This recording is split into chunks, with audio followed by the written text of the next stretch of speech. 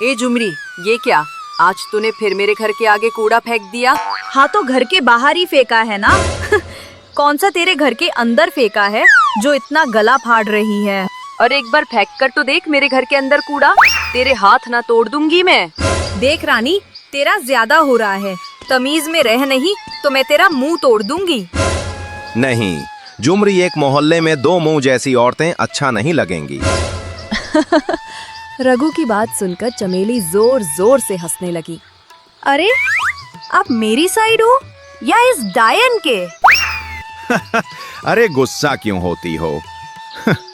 मैं तो तुम्हारे साथ ही हूँ, लेकिन तुम लड़ क्यों रही हो? मैंने सामने वाली सड़क पर कूड़ा फेंका तो ये साली कुत्ती मुझसे लड़ने आ गई। अरे भाई साहब, हवा चलने पर सारा कूड़ा मेरे घर में आ गया। अब आप ही बताइए, इसको ना बोलूं तो किसको बोलूं? हाँ तो सड़क तेरे बाप की है क्या, जब वो कूड़ा ना फेंकूं? झुमरी के इतना बोलते ही चमेली को गुस्सा आ जाता है और वो कविता के ऊपर टूट पड़ती है। अरे अरे, ये तुम दोनों क्या कर रही है? रुक जाओ, अरे रुक जाओ। आज तो तुझे छोड़ रही हूँ चुड़ैल, लेकिन अगली बार मेरे सामने मत आ जाना, नहीं तो तेरा कचुम्बर निकाल दूंगी। अरे तुझसे बुरा तो कोई है भी नहीं, डायन चुड़ैल कही की। इतना बोलकर रानी वहाँ से चली जाती है और कविता घर के अंदर आ जाती है। अगले दिन कविता कुएं पर पानी भरने जाती है। अरे जल्दी जल्दी पानी भर लो, वो लड़ाकू डायन झुमरिया कभी भी आती होगी। क्या फायदा, फिर किसी से मुंह लग जाए। चमेली की ये बात झुमरी सुन लेती है। अबे साली चमेली, लगता है तुझे कल का सबक याद नहीं है। अरे झुमरी रानी सही तो बोल रही है, तुम सबसे लड़ती ही तो रहती हो। सुन लिया झुमरी, तुझे सारा गांव जानता है कि तू कितनी लड़ाकू है। झुमरी को चमेली पर बहुत गुस्सा आता है, लेकिन सभी औरतों को चमेली की तरफ होते देख झुमरी गुस्से में वहाँ से चली जाती है। लाओ भाग्यवान, पानी लाओ, मुझे बहुत जोर की प्यास लगी है। रामू जैसे ही खाली मटका देखता है तो चौंक जाता है। अरे ये क्या भाग्यवान, तुम पानी नहीं लाई। फिर झुमरी रामू को सारी बात बताती है। ए जी सुनिए, ये रोज रोज की चिकचिक से ना मैं बहुत तंग आ चुकी हूँ। मुझे ना रहना अब यहाँ। लेकिन झुमरी, हम कहाँ जाएंगे? हमारे पास इस घर के अलावा और कोई घर भी तो नहीं है।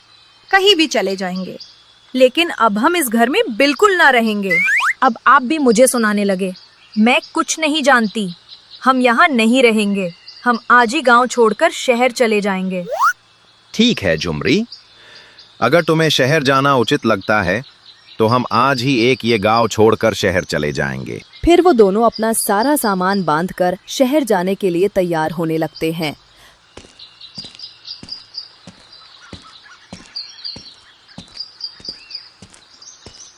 थोड़ी दूर चलने के बाद झुमरी रामू से कहती है, ए जी, मुझे बहुत तेज प्यास लगी है, आप जल्दी पीने के लिए पानी का इंतजाम कीजिए ना। हाँ, नहीं तो आज प्यास के कारण मेरे जान ही निकल जाएंगे। ठीक है झुमरी, तुम इस पेड़ की छांव में बैठो, मैं अभी तुम्हारे लिए कहीं से पीने के लिए पानी का इंतजाम करता हूँ। ठीक है जी, जल्दी आइएगा, मेरा तो प्यास के मारे बुरा हाल हो रहा है। फिर रामू झुमरी को एक पेड़ की छांव में बैठाकर उसके लिए पानी लेने चला जाता है। 3 घंटे बीत जाते हैं, लेकिन रघु पानी लेकर वापस नहीं आता। अरे ये अभी तक पानी लेकर क्यों नहीं आए? मेरा तो प्यास के मारे दम घुटा जा रहा है।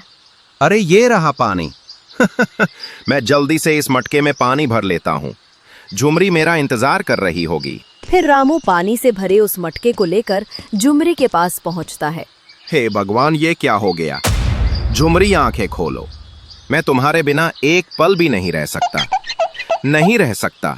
रामू ने पानी लाने में बहुत देर कर दी और झुमरी ने प्यास के मारे अपने प्राण त्याग दिए।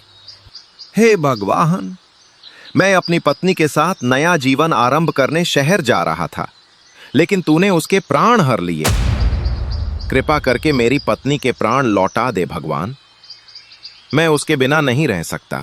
रामू की प्रार्थना सुनकर भगवान की आकाशवाणी हुई और आसमान में से एक आवाज आने लगी।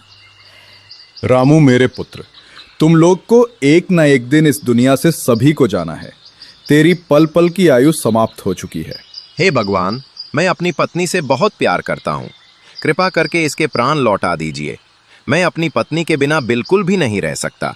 मैं तुम्हारी पत्नी के प्राण नहीं लौटा सकता, लेकिन अगर तुम अपने आधे प्राण अपनी पत्नी को देना स्वीकार करो तो तुम्हारी पत्नी जीवित हो जाएगी। ठीक है भगवान, मैं अपने आधे प्राण अपनी पत्नी को देने के लिए तैयार हूँ। फिर रामू अपनी पत्नी को अपने आधे प्राण दे देता है और उसकी पत्नी जीवित हो जाती है और भगवान की आकाशवाणी भी गायब हो जाती है। ए जी, आप पानी ले आए? मुझे बहुत तेज प्यास लग रही है। अब जल्दी से मुझे पानी दे दीजिए। हाँ जुमरी, मैं तुम्हारे लिए पानी ले आया।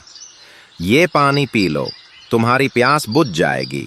जुमरी ने पानी पिया और फिर से उन्होंने अपनी यात्रा प्रारंभ कर दी। थोड़ी दूर चलने के बाद उन्हें एक कुआं दिखाई दिया।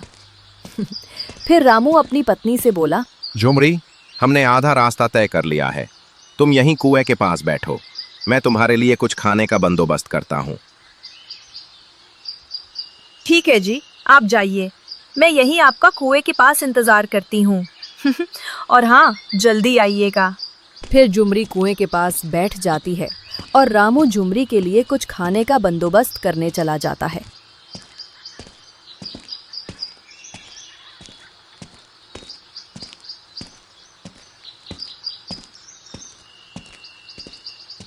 आप कौन हो और यहाँ कुएं के पास क्यों बैठी हो? क्या आप किसी का इंतज़ार कर रही हो? मैं अपने पति का इंतजार कर रही हूँ। वो मेरे लिए खाना लेने गए हैं। अगर आपको कोई एतराज़ ना हो तो आप मेरे साथ मेरे घर चल सकती है। मैं आपको पेट भरकर खाना खिलाऊंगा और आपको रानी बनाकर रखूंगा। जुमरी टुनटुन की मीठी मीठी बातों में आ जाती है और उससे प्यार कर बैठती है। लेकिन अगर मेरे पति ने मुझे आपके साथ देख लिया तो जान से मार देंगे।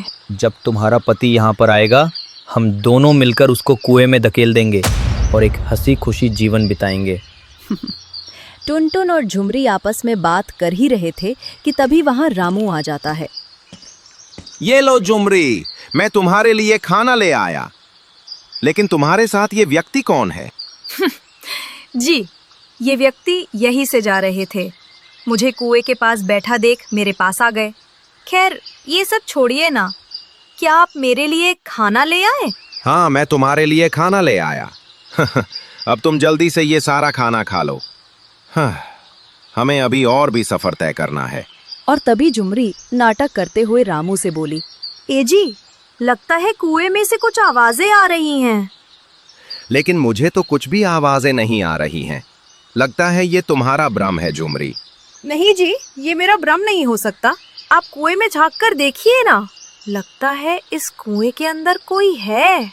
ठीक है जुमरी, अगर तुम कहती हो तो मैं इस कुएं के अंदर झांक कर देखता हूँ।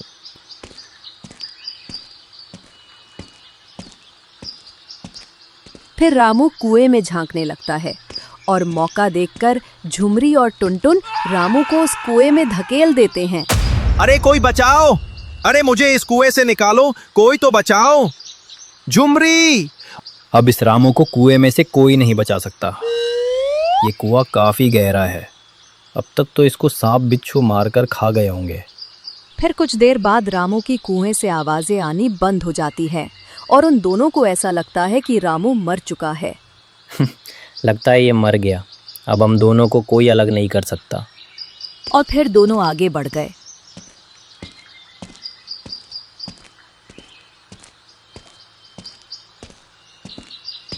टुनटुन और झुमरी रास्ते से जा ही रहे होते हैं कि तभी वहां पर गांव का सरपंच आ जाता है।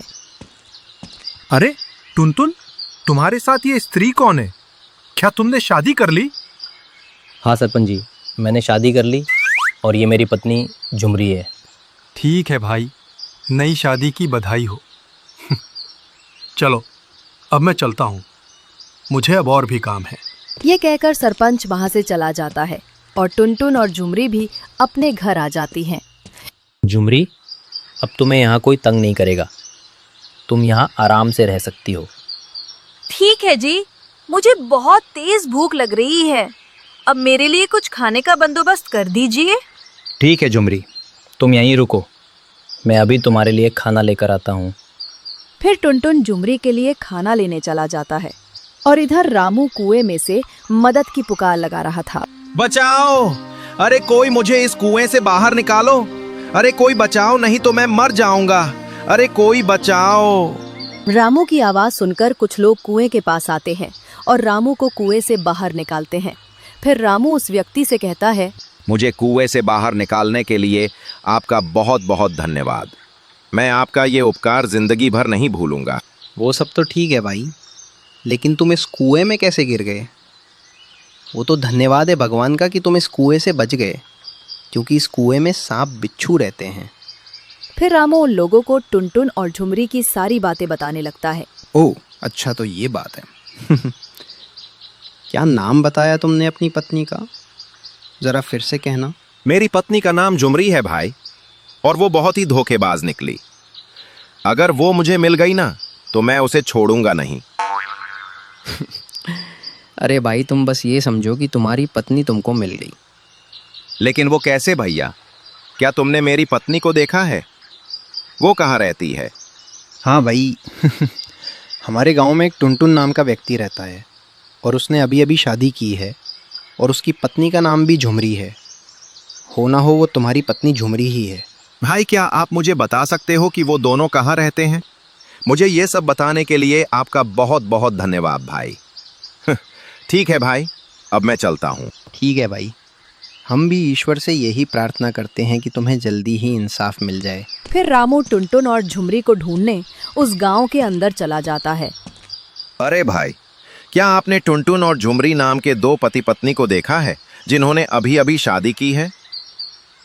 अरे नहीं नहीं भाई, मैंने नहीं देखा। मैं इस गांव में नया नया आया हूँ, तुम किसी और से पूछ लो।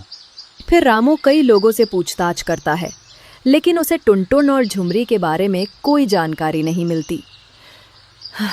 और थक-हार कर रामू एक पेड़ के नीचे बैठ जाता है।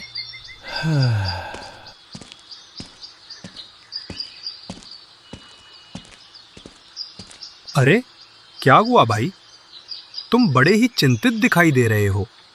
क्या बात है, मुझे बताओ। क्या पता मैं तुम्हारी कुछ मदद कर दूं। मेरा नाम रामू है और मैं अपनी पत्नी की तलाश में इधर उधर भटक रहा हूँ। क्या नाम है तुम्हारी पत्नी का, और वो तुमसे कैसे अलग हो गई?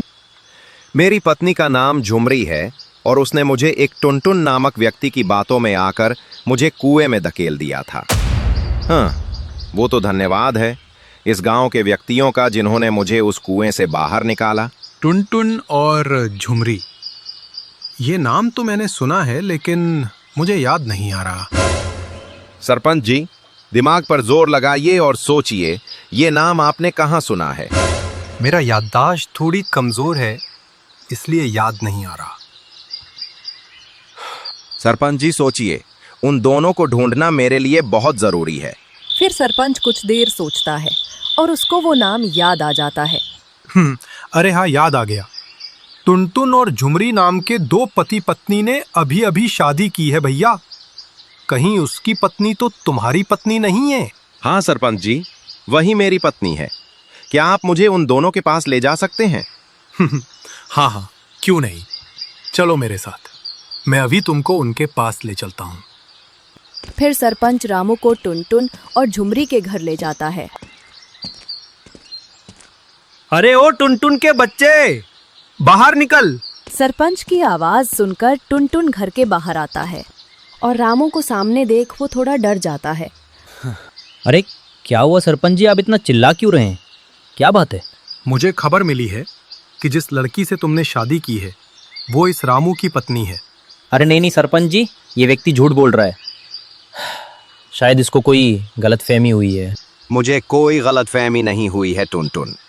सरपंच जी, ये व्यक्ति झूठ बोल रहा है। इसी ने मुझे कुएं में धकेला था। नहीं सरपंच जी, ये झूठ बोल रहा है। मैं भला इसको कुएं में क्यों धकेलूंगा? आखिर मेरी इससे क्या दुश्मनी? झूठ मत बोल टुनटुन, तूने और झुमरी ने मुझे कुएं में धकेला था। मैं तुम दोनों को छोड़ूंगा नहीं। अरे रुको रुको, हम झुमरी से ही पूछ लेते हैं। टुनटुन, तुम झुमरी को बाहर बुलाओ। फिर टुनटुन झुमरी को बाहर बुलाता है और सरपंच जी उससे कहते हैं, झुमरी, क्या तुम इस रामू को जानती हो? क्या ये तुम्हारा पति है? नहीं सरपंच जी, मैं इनको नहीं जानती। झूठ मत बोल हरामखोर औरत, ऊपर वाला सब देख रहा है। तुम कौन हो? मैं तो तुम्हें नहीं जानती। तूने मेरे प्राणों का आधा भाग लिया है। अरे भगवान से तो डर साली कुत्ती औरत। जब तेरे प्यास के मारे तेरे प्राण निकल गए थे तब मैंने ही तुझे अपने आधे प्राण दान दिए थे। रामू की ये बात सुनकर झुमरी डर जाती है और रामू से कहती है, अगर ऐसा है तो जो कुछ भी मैंने आपसे लिया है वो सब मैं आपको वापस करने का वचन देती हूँ। इतना कहते ही झुमरी नीचे गिर पड़ती है और वो भगवान को प्यारी हो जाती है। ये देख सभी हैरान हो गए और टुनटुन के तो पैरों तले जमीन ही खिसक गई। हे भगवान, ये क्या हो गया? अब ये सरपंच मुझे छोड़ेगा नहीं। टुनटुन, तूने हमसे झूठ बोला और रामू को कुएं में धकेलने के आरोप में मैं तुझे कारावास में बंद करता हूँ। झुमरी, अगर तुम मुझसे झूठ ना बोलती तो तुम्हारे साथ ये सब नहीं होता। चुप हो जाओ रामू, अब होने को कौन टाल सकता है। अब जो हुआ सो हुआ, तुम्हें चिंता करने की कोई जरूरत नहीं है। कहानी से हमें ये सीख मिलती है, अगर तुम बुरा करोगे तो तुम्हारे साथ भी बुरा ही होगा।